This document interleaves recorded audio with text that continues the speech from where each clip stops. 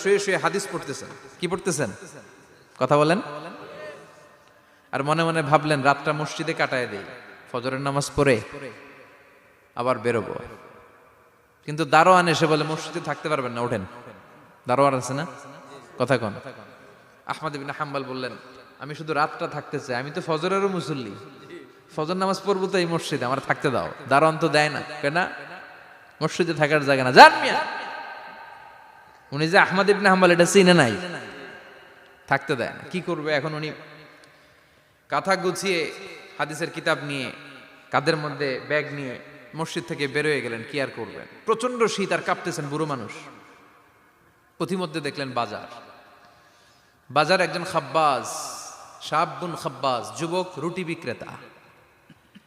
সে রুটি বিক্রি করে, চুলার মধ্যে রুটি সেকে। সে যে সালাম দিল, আসসালামু আলাইকুম। যুবক বলে, ওয়ালাইকুম আসসালাম।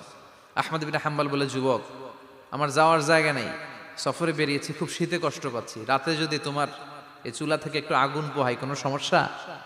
যুবক বলে, না না, সমস্যা না, আহলান ওয়া সাহলান, খোশ আমদেদ, আসেন আসেন, আপনি আগুন পোহাইলে আমার সমস্যা কি? সুবহানাল্লাহ পড়েন।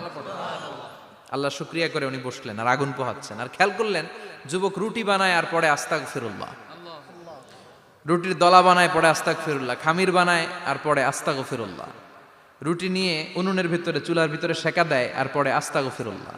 দোকানদারের কাছে কেউ আসলেই সে রুটি দেয় আর পড়ে আস্তাগফিরুল্লাহ। ক্রেতার কাছ থেকে টাকা নিয়ে ক্যাশ বক্সে রাখে আর কি পড়ে? আবার রুটি বানানো শুরু করে আর কি পড়ে?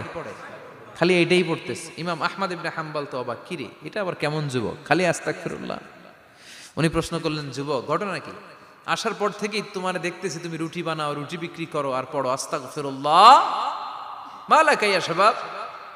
যুবক বলে, আস্তাগফিরুল্লাহ আমার সবচেয়ে বেশি পছন্দের আমল, আমি সব সময় আঠার মতো ইস্তেগফারের সাথে লেগে থাকি আর সব সময় পড়তে থাকি আস্তাগফিরুল্লাহ, আর এর বদৌলতে আল্লাহ আমারে মুস্তাজাবুদ দাওয়া বানিয়ে দিয়েছে। আহমদ ইবনে হাম্বল তো অবাক, আনতা মুস্তাজাবুদ দাওয়া, তুমি মুস্তাজাবুদ দাওয়া, রুটিওয়ালা। আমি এত বছর হাদিস পড়াই, আমিও তো মুস্তাজাবুদ দাওয়া না, আর তুমি রুটি বেচো বাজারে, তুমি মুস্তাজাবুদ দাওয়া, তুমি দোয়া করলেই সব কবুল হয়ে যায়। যুবক বলে, না আনা মুস্তাজাবুদ দাওয়া, আমি আমার জীবনে যত দোয়া করেছি কবুল করে নিয়েছে কে? সব দোয়া কবুল করে নিয়েছে আল্লাহ, একটা দোয়া ছাড়া। কয়টা? আহমদ ইবনে হাম্বলের কৌতূহল, কিউরিয়াসিটি আরো বেড়ে গেল। কি? সব দোয়া কবুল হয়েছে, একটা দোয়া ছাড়া। মাযালিকা দুআ ইয়া শাব, কি সেই দোয়া?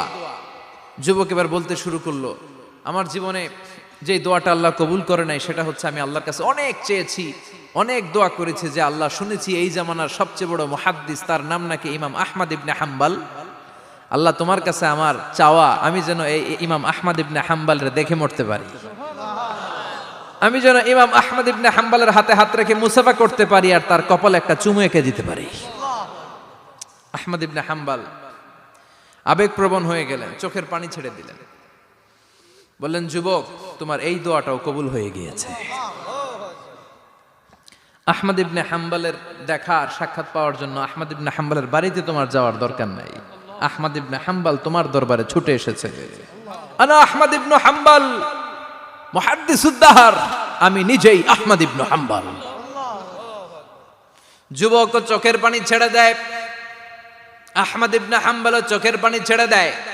যুবক চিৎকার মেরে ইমাম আহমদ ইবনে হাম্বলকে জড়িয়ে ধরে, হাতে হাত রেখে মুসাফা করে, কপালের মধ্যে চুমু খায় আর আল্লাহর শুকরিয়া করে বলে, ও ইমাম, আসলে এই দোয়াটাও আল্লাহ আজকে কবুল করে নিল। বিশ্বাস হয়? সবসময় ইস্তেগফার পড়লে আপনার দোয়াগুলোর এইভাবে কবুল করে নিবে কে? এই 5টা জিনিস পাবেন সবসময় যদি ইস্তেগফারের সাথে লেগে থাকেন। রাজি আছেন তো?